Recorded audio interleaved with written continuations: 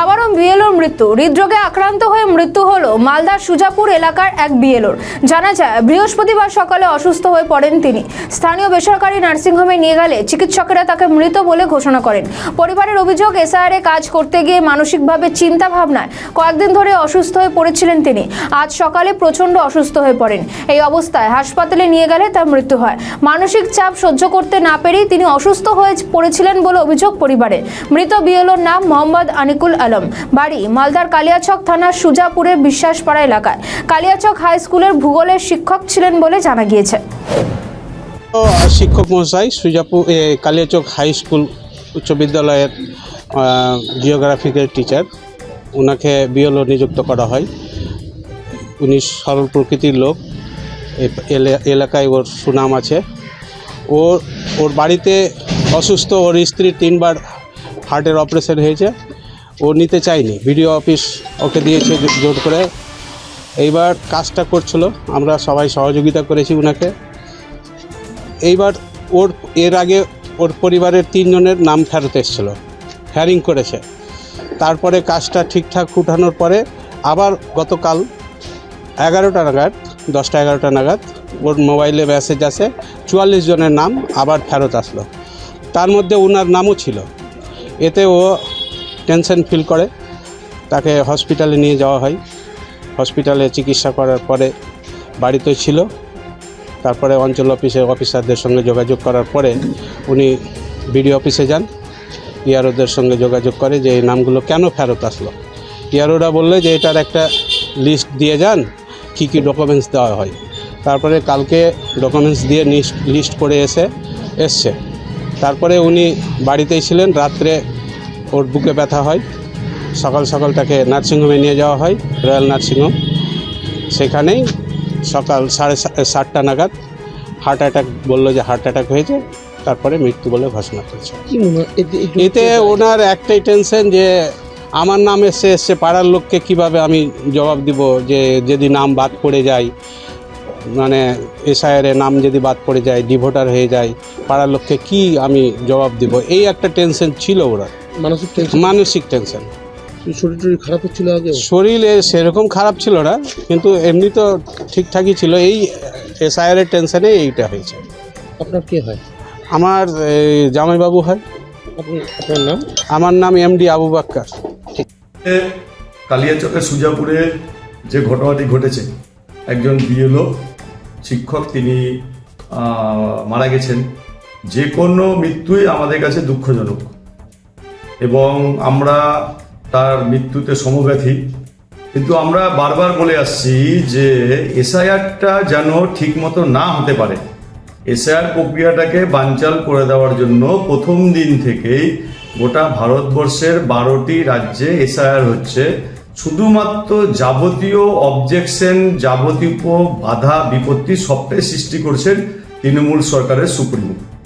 এবং তিনি এমন একটা পর্যায়ে নিয়ে গেছেন, কোর্ট কাছারি, সুপ্রিম কোর্ট, দিল্লি এমন একটা করছেন যে সমস্ত রাজ্যে এসআইআরটা ভালো মতো হচ্ছে সেটারও বিরোধিতা উনি করতে নামিয়েছেন সবাইকে নিয়ে। এবং তৃণমূল কংগ্রেসের আলপিন থেকে এলিফ্যান্ট সমস্ত নেতারাই এই বিএলওদেরকে এমনভাবে হুইপ জারি করছেন সঠিক কাজ না করার জন্য, তারা মানসিকভাবে অসুস্থ হয়ে যাচ্ছেন।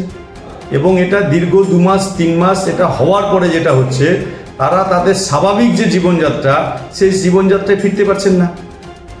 এবং এত তাদের কাছে প্রেশার আছে যে সবারই একই বক্তব্য যে কারো নাম বাদ দিতে পারবে না।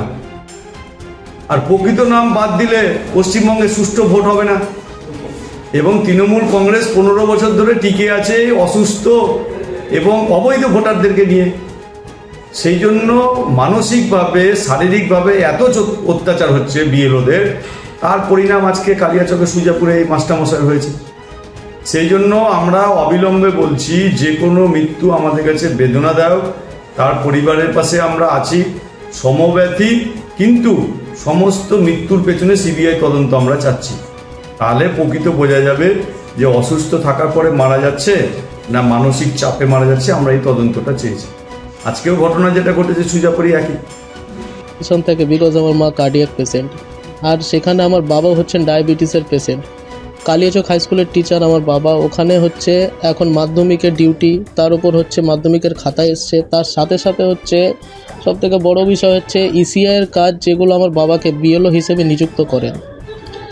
আমি এত বারণ, আমার বাবা আমাকে বলেনি যে এরকম এরকম ব্যাপার। আমি পরে জানতে পারলাম যে আমার বাবাকে বিএলওতে নিযুক্ত করেছে ইসিআই থেকে। আমার বাবা অনেকবার বলেছে যে আমার বাড়িতে কার্ডিয়াক পেশেন্ট আছে, আমি নিজে অসুস্থ, আমি ডিউটি করি, আমার পক্ষে, আমার বয়স্ক মানুষের পক্ষে, আমার পক্ষে এটা করা অসম্ভব হয়ে উঠছে। কিন্তু আমার বাবাকে আবার ইসিআইয়ের বিএলও রেখেছে। এবার বিএলও হিসেবে আমার বাবা যতটুকু 100% এফোর্ট দিয়ে সমস্ত কিছু আমার বাবা করেছে।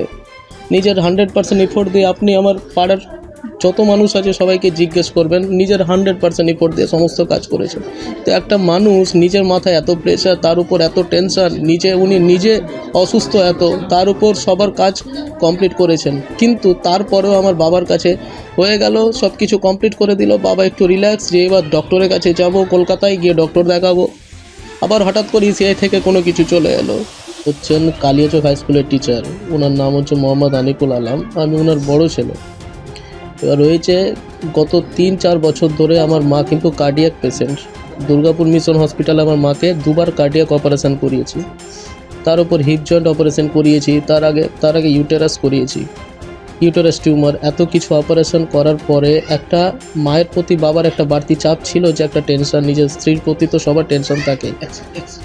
বুঝলেন, উনি কার্ডিয়াক অ্যাটাক করেন। কাল রাতেও আমাকে বললেন যে এই কাজগুলোকে তাড়াতাড়ি করে করতে হবে, খুব প্রেশার হচ্ছে আমার জন্য। আমার মা অসুস্থ, উনি নিজে অসুস্থ ছিলেন, তার উপর স্কুলের ডিউটি, তার উপর হচ্ছে মাধ্যমিকের খাতা এসছে, তার উপর হচ্ছে আপনার এই ইসিআই থেকে এইসব জিনিসগুলোকে নিয়ে পাগলের মতো পাগল করে দিয়েছিল। পুরো অসুস্থ হয়ে পড়েছিল আমার বাবা। কে আছে পরিবারে? আমি, আমার ছোট ভাই ক্লাস 12-এ পড়ে, ও এইচএস এক্সাম দিচ্ছে এবারে। আমার মা, আমার বাবা ছিল। ভিডিও বা কাউকে জানিয়েছেন বিষয়টা? না, আমার এখনও, আমি নিজেই ভেঙে পড়েছি প্রচুর, আমি কাউকে এখন পর্যন্ত জানাতে পারিনি। দায়ী কে? আমি চাই যে কাউকে এইভাবে প্রেসারেস্ট করা উচিত নয়। প্রত্যেকটা মানুষেরও একটা জীবন আছে, সবাই চাই যে নিজে একটু ডক্টর দেখায়, একটু ভালো জায়গায় যায়, একটু ডক্টর দেখায়, নিজে একটু সুস্থ থাকি। আমরা যদি নিজে সুস্থ না থাকি, তারা আমরা 10টা মানুষের সেবা করব কীভাবে? আমাদেরকে তো সুস্থ থাকা জরুরি, কিন্তু আমরা নিজে সুস্থ ছিলাম না। আমাদের উপরে যে, আমার বাবার উপর যে প্রেশারগুলো দিয়েছিল, সেগুলো একদমই কাম্য ছিল না ইসিআর থেকে। কীরকম প্রেশার দিয়েছিল? এই যে আপনার কাজগুলো কমপ্লিট করছে, তারপরে আবার নতুন করে আবার চলে আসছে। ইভেন আমার বাবা পর্যন্ত নোটিশ ছিল আমার বাবার নামে, উনি বিএলও, তার সত্ত্বেও ওনার নামেও নোটিশ ছিল, আমার নামেও নোটিশ ছিল, আমার মায়ের নামেও নোটিশ ছিল। যেখানে আমার বাবার নাম ছিল মোহাম্মদ আনিকুল আলম, আমার বাবার নাম, কিন্তু 2002-এ সেখানে মোহাম্মদ আনিকুল বা এরকম সামথিং কিছু একটা ছিল, ওই জন্য ওটাকে নিয়ে এবার আমার বাবা নিজেও কাজ করেছে, নিজেও নোটিশ নিয়েছে, নিজে সব কিছু। ইভেন আমার মা কার্ডিয়াক পেশেন্ট, আমার মাকেও, সেই জন্য আমার মাকে গিয়েও দাঁড়াতে হয়েছে লাইনের মধ্যে। আমার নাম মোহাম্মদ।